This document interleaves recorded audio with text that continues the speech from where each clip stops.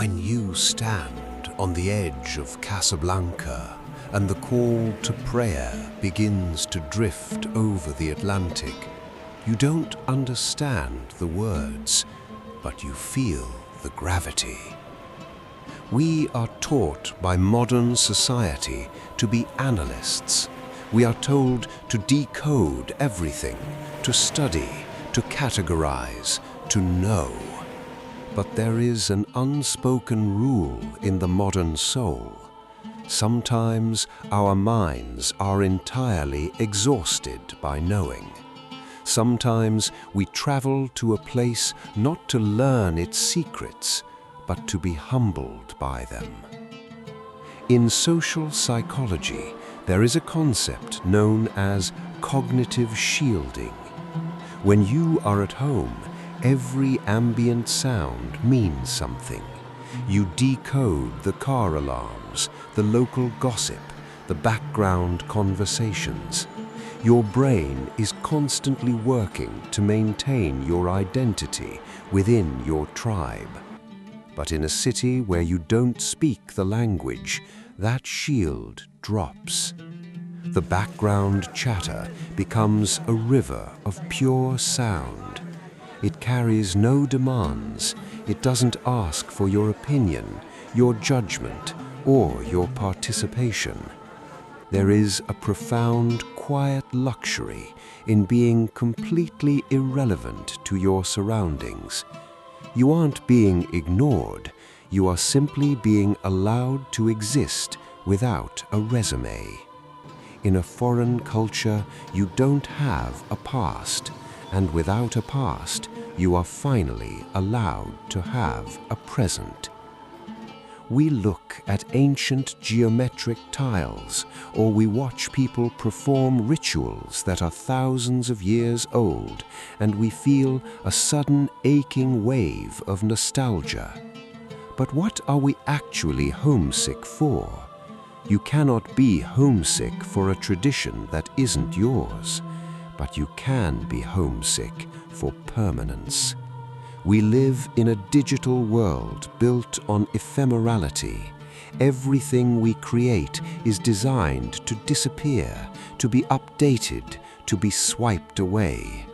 When you stand in front of an architecture built to outlive centuries, your internal clock slows down. You realize you are looking at an anchor.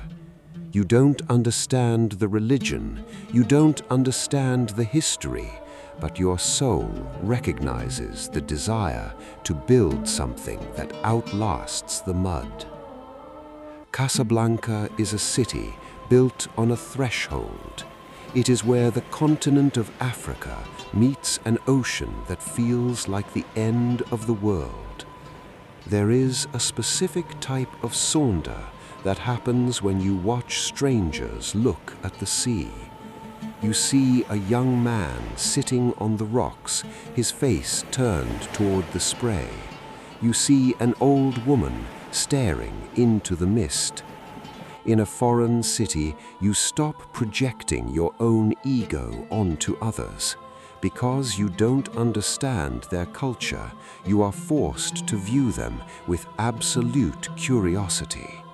You realize that behind his quiet eyes is a life just as vast, just as conflicted, and just as beautiful as yours, and that both of you have come to the edge of the water for the exact same reason, to let the wind blow away the noise of being alive. They call travel an escape, as if it's a form of cowardice, but it takes an immense amount of courage to step into a world that doesn't know your name. When you slip through a foreign city unnoticed, you are wearing it like a second skin. It protects you. It shields you from the expectations of the people who think they know who you are. We search for ourselves in these unfamiliar traditions because they offer us a clean slate. The rituals give us a framework to hold our own private grief, our own quiet hopes, and our own unexpressed awe.